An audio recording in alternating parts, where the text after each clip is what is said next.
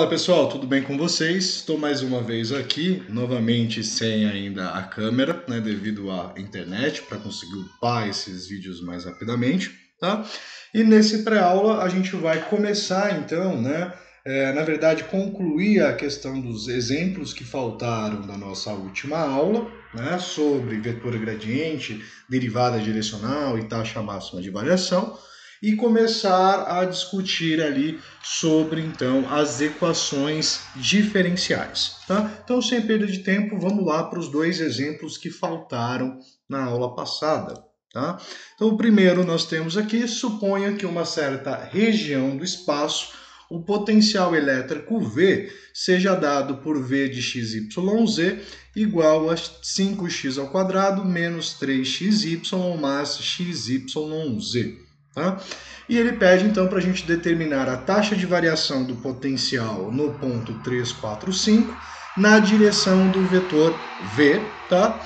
Em que direção V varia mais rapidamente em P, lembrando então que a taxa, o momento onde apresenta a maior taxa de variação é no sentido do vetor gradiente, tá? Então achando o gradiente a gente responde a letra B.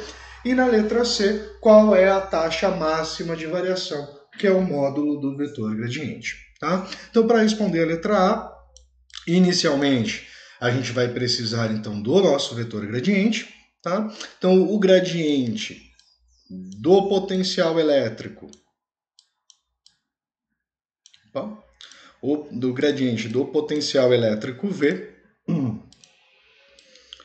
no ponto XYZ vai ser formado então pelo vetor das derivadas parciais. Tá? Então, a derivada em x, nós vamos ter primeira coordenada dada por 10x menos 3y mais y vezes x. A segunda coordenada, derivada em y, nós vamos ter, então, menos 3x mais x vezes z. E a terceira coordenada teremos x vezes y. Tá? O vetor gradiente no ponto apresentado, né? Então o vetor gradiente do potencial no ponto 3, 4, 5 vai ser dado por 10 vezes 3, que são 30, né? Menos 12, tá? Mais 20, então eu tenho 50. 4 vezes 5, 20, mais 10, 50, menos 12, que são então 38. Tá? O diferencial parcial em x. A nossa próxima coordenada vai ficar sendo então menos 3 vezes x, que é menos 9, tá? E 3 vezes 5, que são 15. Tá? Então 15 menos 9 são 6. E a última coordenada é x vezes y, então são 12. Então temos aqui o nosso vetor gradiente. Tá? Próximo passo para calcular a taxa de variação é calcular o vetor unitário. Tá? Então, primeira análise é verificar se o vetor V ele é um vetor unitário. Tá? Esse vetor não vai ser um vetor unitário, né? Ele apresenta 1 ao quadrado mais 1 ao quadrado mais menos 1 ao quadrado. Então, nós temos aqui a raiz quadrada de 3. Tá? Então, a gente precisa calcular o nosso vetor unitário. Então, o vetor unitário U ele vai ser dado pelo nosso vetor 1, 1, menos 1, tá? Dividido pela raiz quadrada de 3, que vai gerar para a gente, já com a racionalização, né? Raiz de 3 sobre 3, raiz de 3 sobre 3 e menos raiz de 3 sobre 3. Tá? Então, a nossa taxa de variação, que é o nosso Duff, né, a derivada direcional, aqui seria a V, tá? Vai ser dado pelo vetor gradiente, que é 38,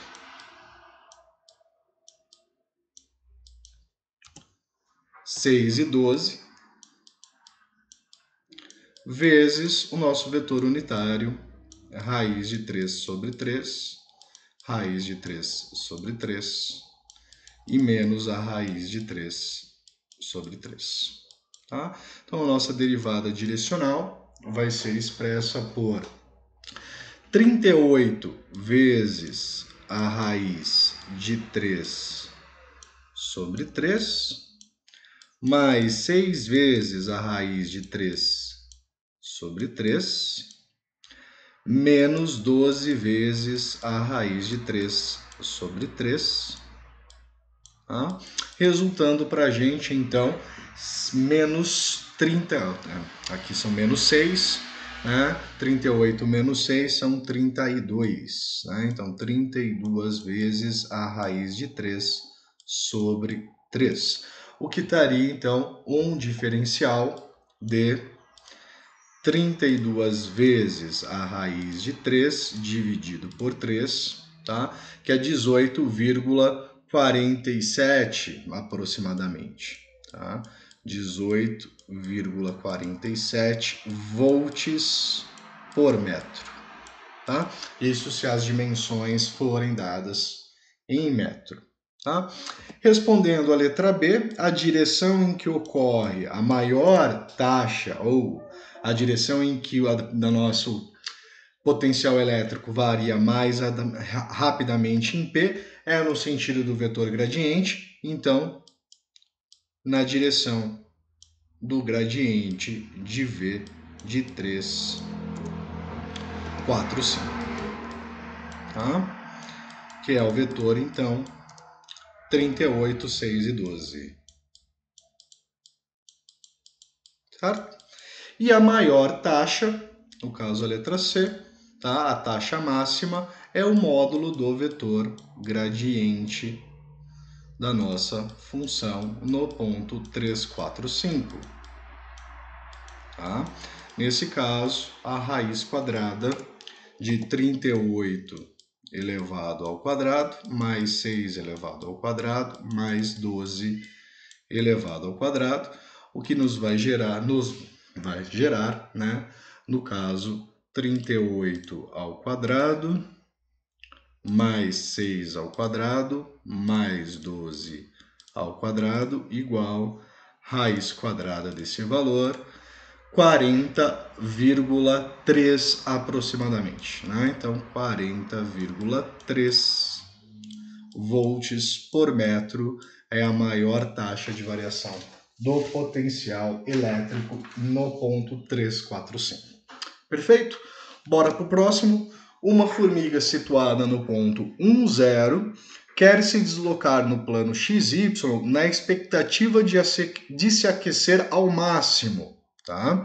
Sabendo que a temperatura no ponto XY é dada pela f de x igual a meio do ln de x ao quadrado mais y ao quadrado, de um versor que indica a direção e o sentido do deslocamento mais favorável à intenção da formiga.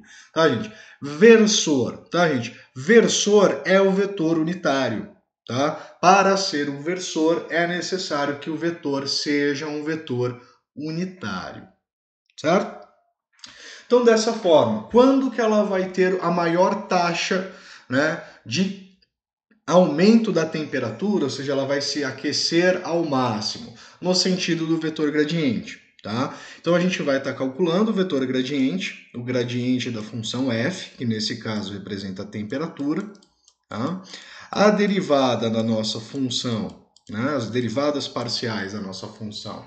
Aqui a gente vai usar a regra da cadeia, tá? Então a derivada de meio ln de x ao quadrado mais y ao quadrado vai ser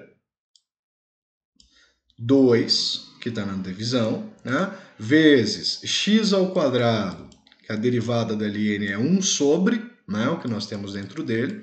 Então, 2 vezes x ao quadrado mais y ao quadrado, vezes a derivada, né, dessa parte inteira na variável x, que é 2x. Então, nós teremos aqui 2x sobre 2 vezes x ao quadrado mais y ao quadrado. Posso simplificar esse 2 com esse 2, tá?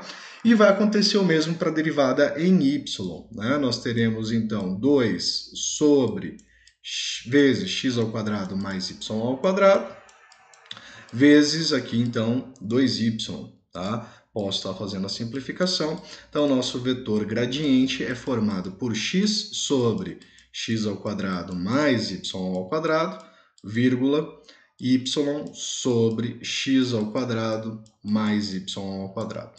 Tá?